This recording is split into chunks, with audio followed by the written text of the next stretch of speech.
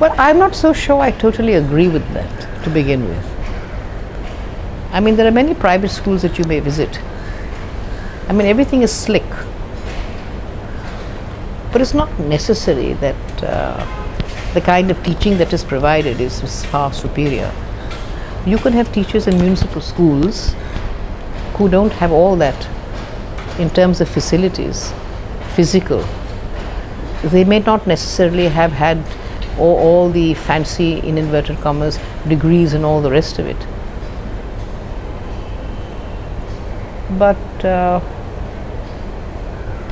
sometimes in terms of their care, sometimes in terms of their just basic affection for the child, reaching out to children, maybe even greater. And that's certainly been an experience I had when I was doing my doctorate many moons ago. So, but I know what you're saying. I know what you're saying. Okay, let me rephrase it. I apologize for that. No. What I'm saying is, today if a child has to be admitted to school, parents would prefer obviously to a private school. Yes. Obviously.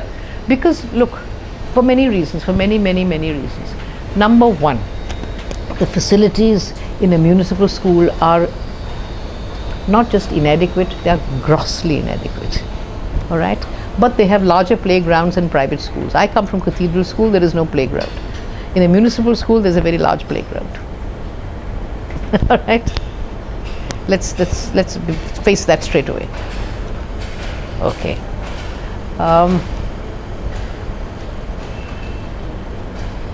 I wouldn't choose a municipal school either because my children wouldn't quite, in inverted commas, haven't really had the opportunity of being with children in municipal schools, and vice versa. We wouldn't go to a municipal school also because it would be difficult for us to even relate perhaps to the parents, and vice versa. Let's be very fair. All right, let's also accept the fact that the teacher who is there in the municipal school, some of them, not all, some of them may feel, well, this is a sort of a job where I'm really not respected. That's a fact, by the way. I don't think municipal school teachers are really respected.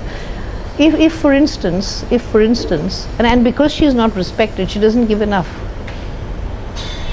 I mean, if for instance the teacher wants to, let's say, take her children into, let's say, a dairy or to a nature park or somewhere or the other, the kind of hierarchy of permissions she has to seek, and by the time she gets a response, it may be even a year.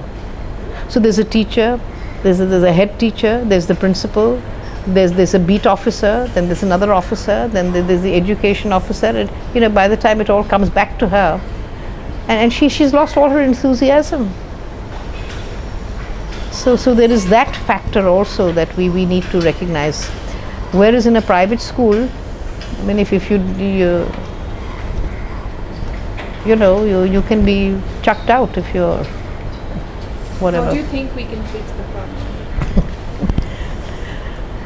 Mr. Fix-It, Mrs. Fix-It, you've come up with I don't have any solutions of that nature, but I think to fix anything really of this kind, there has to be a very serious dialogue between the municipal education officer, between the parents, particularly between the teachers. What is it they require? What is it they need? What is it they lack? If they were given just the opportunity and the voice to express all of that. I personally know some municipal teachers who are doing excellent work, Pallavi, excellent work. I personally know some. I also personally know some teachers in private schools who are doing excellent work.